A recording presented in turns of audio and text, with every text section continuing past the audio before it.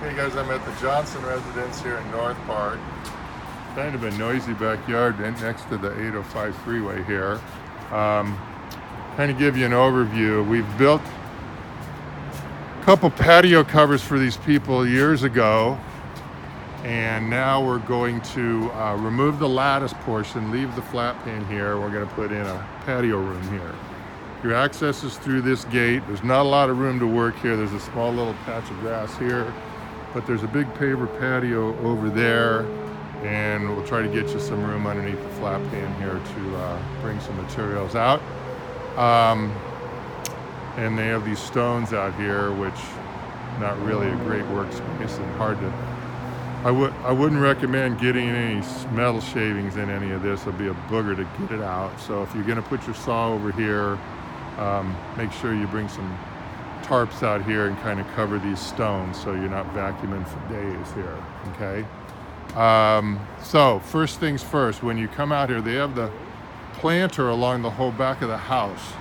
So when you take the lattice cover down, leave the side wrap here on the flat pan, and instead of taking this all apart, the customers agreed to have us just, I want to try to cut it and put another beveled cap on it.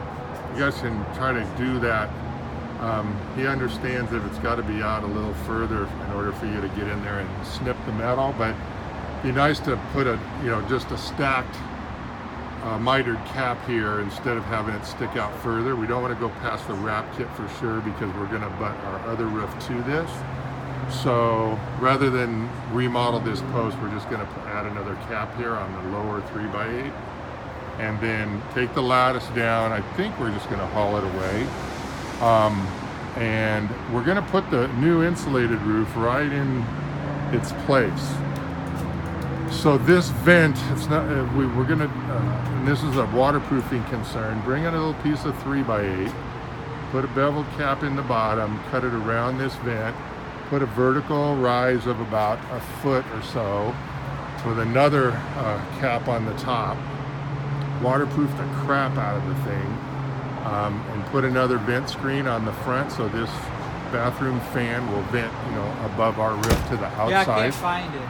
And they're very concerned about the waterproofing here, so make sure you poly the heck out of the backside of the vertical duct that we put here. And then, run your hanger up to both sides of it and put a little piece of hanger all the way around it and notch the pan around the vent duct that you guys put in here. And just go up as tight as you can to the bottom of this soffit, maybe caulk it first and push the hanger up tight. Get as much height as possible. And the roof's going to go, the wall's going to go about where, oh, I didn't talk about this, but the wall's going to go right here about where this green stick is. So we don't have any concrete between the slab and the house in the two areas where the wall goes. So the wall over here on the left is going between the window and the outlet here on the wall. So we need to pour about maybe 6-8 inches of concrete from the slab back to the house wall.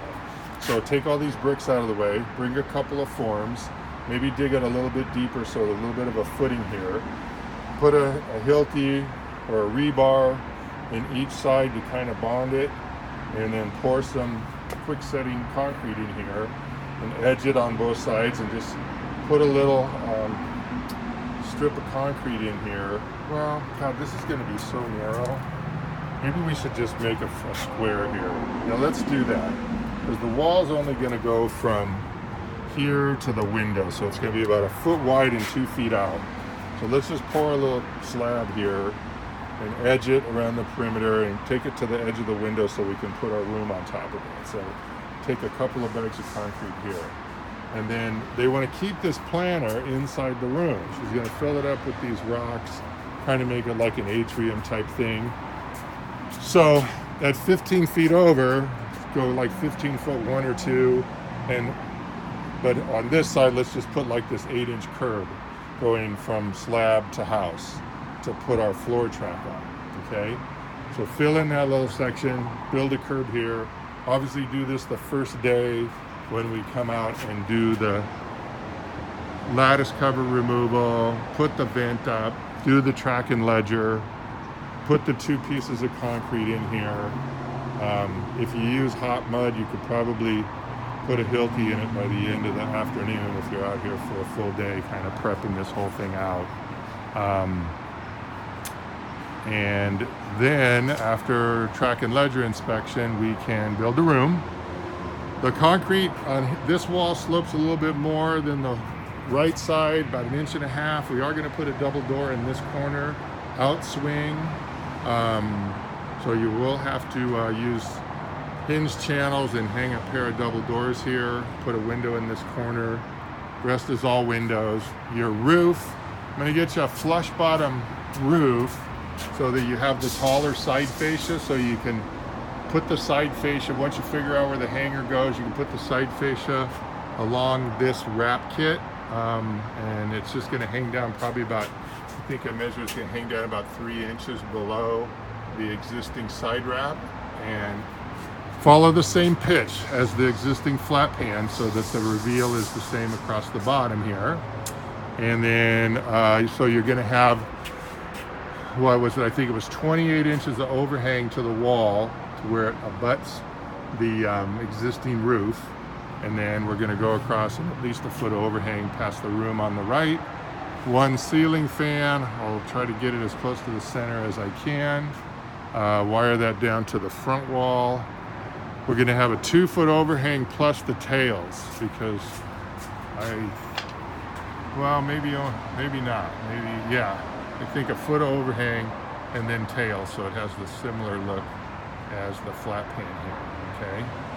But it's not going to go out as far because the room's only going out 11 feet, so there'll be about a 3-foot sidewalk across the front of the room here. So these joint lines are very suspect for water because, as you can see, a lot of his yard just sits in this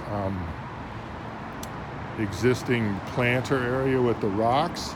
So clear this out as much as you can. There's a pretty wide joint line. Try to take a screwdriver and clear it out as much as you can and pump as much caulking as you can down into the, there's going to be 1, 2, 3 joints that we're going to go across. So waterproofing these joint lines is going to be a challenge, so just do the best you can, and I'm going to tell him he's going to have to seal them on the inside to keep the water from permeating up through the cracks, okay? The slab's pretty level across the front. Like I said, this wall slopes about 1.5 inches. This one I checked, it's about 1 inch over here, okay? Couple of downspouts, I guess, would make sense. Pretty good sized roof. So yeah, probably he's got a spout there. The room is going to be where that puddle is.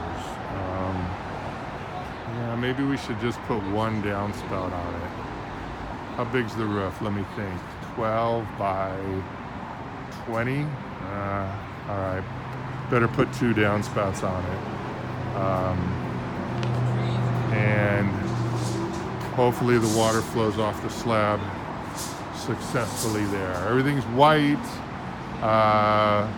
Like I said, seal the duct up, put another vent screen of some sort above it so that it vents above our roof. Riglet, I think, is a good idea on this from the pop out here to the right and to the left. This is on the kind of the west, east, north corner of the house, so it gets pretty damp here. You can see I got this black mildewy shit here. So let's riglet this wall and reduce the possibility of seepage through the walls. And then the electrician's gonna have to do a home run following the same conduit that's here for the solar to tie into the room. We should be about 3 feet away from the AC disconnect, so we dodged a bullet there, so that works. And hopefully that's everything, guys. If I think of anything, I'll add on to this video, but that should be it. All right, thank you.